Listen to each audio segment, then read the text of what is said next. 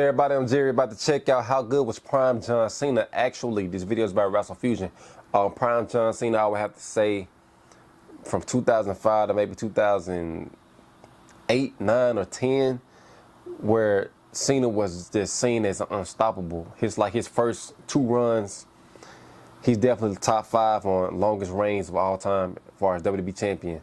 The man was incredible. The leader of the Chain Gang, the leader of the C Nation, the face of the franchise. Actually, he was the franchise for a long ass time, being the face of the company, face of Raw. When you think of Raw back in 2005, 2006, you think of John Cena automatically.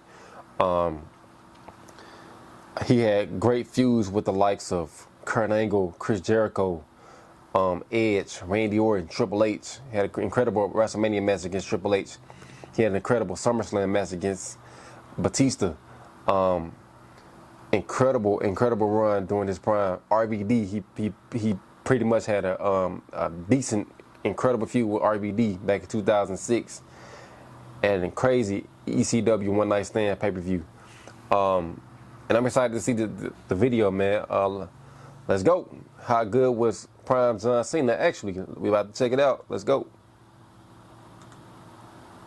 When it comes to the world of pro wrestling, John Cena is easily one of the most polarizing names in history. Yep. Before joining Hollywood and becoming a household name, there was a time when John Cena was simply the hottest thing in the WWE. From a rapper who wore jean shorts and threw up hand gestures to a 17-time world champion, Cena dominated WWE for over a decade and inspired millions of fans worldwide. Yep. But how good was John Cena actually in his prime?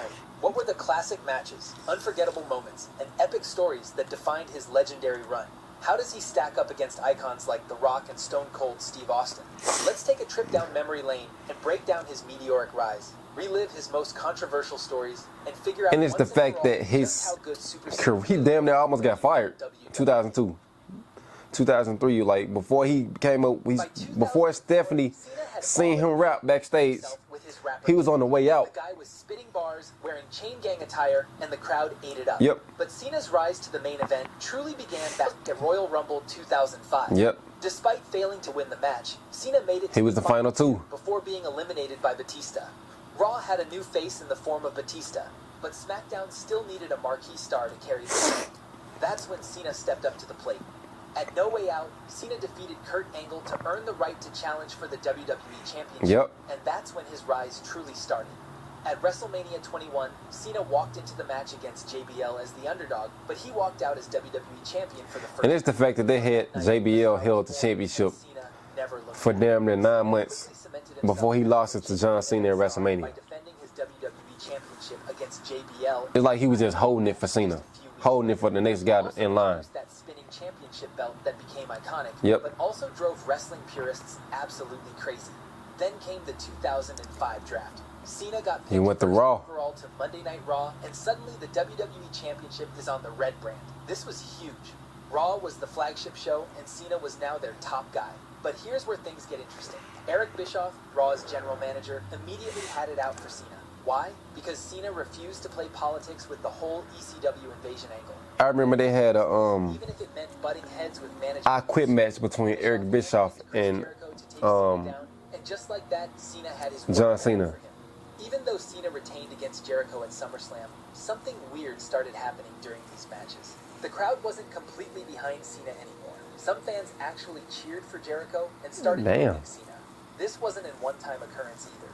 With each appearance, the crowd grew more and more divided. What happened? He kept showing up, putting up a fight, and walking out still the champion. Then, Kurt Angle stepped up as the next challenger. The same guy Cena defeated at No Way Out to earn a shot at the WWE Championship was back for vengeance. Angle brought his technical wrestling style, and Cena had to dig deep to hang with the greatest Olympic athlete ever to step foot in a WWE ring. This period also saw Cena develop his TFU, his submission finisher that became just as feared as his attitude adjustment. The fact that Cena not only survived but thrived against Angle proved he belonged in the main event. By early 2006, Cena had successfully defended his WWE Championship against legends, technical wizards, and everything in between. He was drawing massive crowds, moving merchandise like crazy, and becoming the undisputed face of the company. Kids loved him, adults despised him, and WWE finally had their next big superstar. He was on top of the world, the crowd was mostly behind him, and everything seemed perfect for WWE's golden boy. But then, New Year's Revolution 2006 took place, and what happened next would define not just Cena's career, but create one of the greatest rivalries in wrestling history. This launched Edge to the damn forefront right here, to the main event scene. New Year's Revolution seemed like just another successful title defense. Cena eliminated Carlito last and looked ready to celebrate another victory. But then Vince McMahon's music hit, and everything changed forever.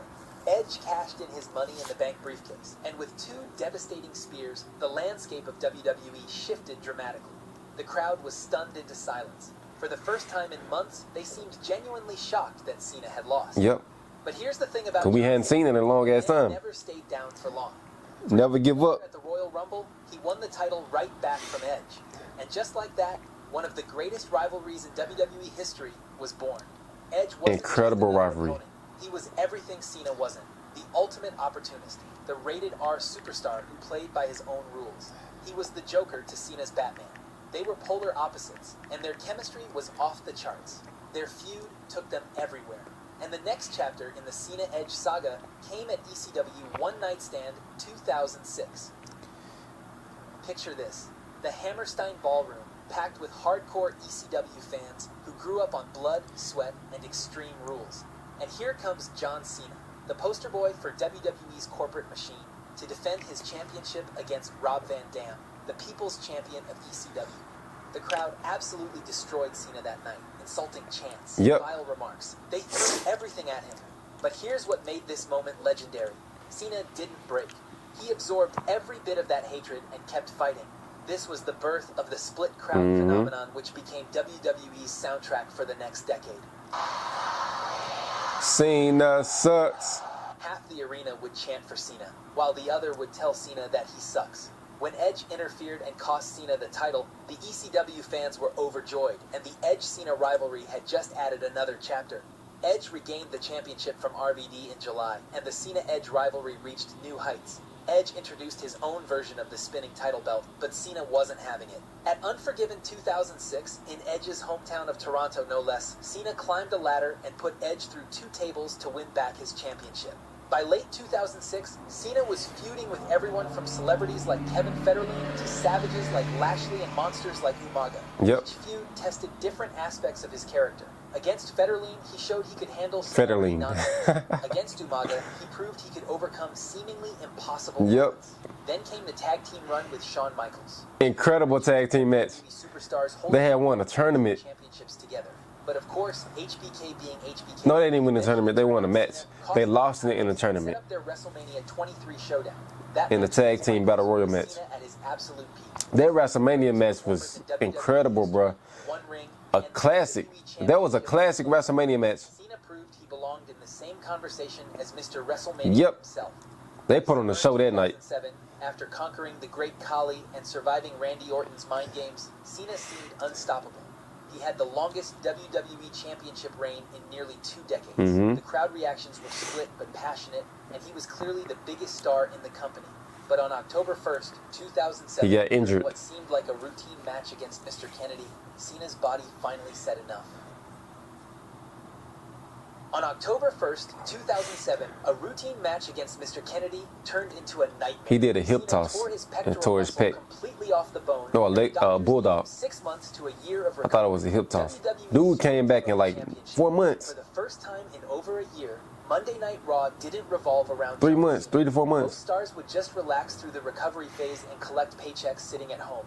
They would come back as a mid-carder and blame luck for getting sidelined during their prime. But not Cena. He was built different. In fact, this is where the legend of John Cena was forward tough back then. January 27th, 2008, the Royal Rumble. 29 wrestlers had already entered, and the crowd was settling in for the final participant. Then that familiar music hit. His feuds with Randy Orton during this period were absolutely brutal. We're talking about 2 guys who genuinely seemed to hate each other. He actually got injured again in 2008 around SummerSlam. Then there was the epic Iron Man match against Orton at Bragging Rights. 60 minutes and this bald Randy Orton we talking about. Cena pulled out the victory in the final seconds. This period also saw Cena win the World Heavyweight Championship for a brief while and defend it against names like Edge, Big Show, and Chris Jericho. But the biggest thorn in Cena's path during this era was none other than the Animal Batista, the same man who had eliminated Cena from the 2005 Royal Rumble, the same man who had accidentally launched Cena. They had a classic SummerSlam match. 5 years later, both of them crossed paths once again. This 2010 though. These two had history as friends, but by 2010, their friendship had turned into one of the most personal feuds in WWE. Batista turned heel and became Vince's golden boy, while Cena kept fighting and never gave up in his battle against the corporate animal. Cena's surprising loss to Sheamus at TLC showed that WWE was willing to take risks with their biggest star. Sheamus was relatively unknown, but by putting him over, Cena instantly made him a legit main event player. What made Super Cena so compelling wasn't just the victories, it was how he earned them. Every comeback felt earned. Every title victory came after genuine adversity. Sure, the guy seemed to have 9 lives, but he used every single one of them to create unforgettable moments. By early 2010, Cena had established himself as more than just WWE's top guy. He was a legit cultural phenomenon, a wrestler who transcended the business itself. Kids wore his merchandise to school. Adults argued about his in-ring skills online, and everyone they still arguing about it. Cena. In early 2010, after defeating Batista at WrestleMania 26, Cena reached his absolute prime as Super Cena.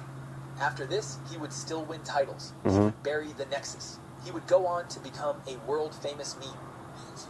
But for those 5 years from 2005 to 2010, from Royal Rumble 2005 to WrestleMania 26, from the chain gang leader to the face of the WWE, John Cena was special. He was a main event star. He was the name fans paid to see. John Cena was the man back then. I ain't gonna lie. For those 5 years, Super Cena was truly invincible. He was the absolute man during that time. All right, y'all. Great video, man. Let me know down below in the comments of what y'all thought of my reactions to this video. Like, comment, subscribe. Until next time, I'm out. Peace.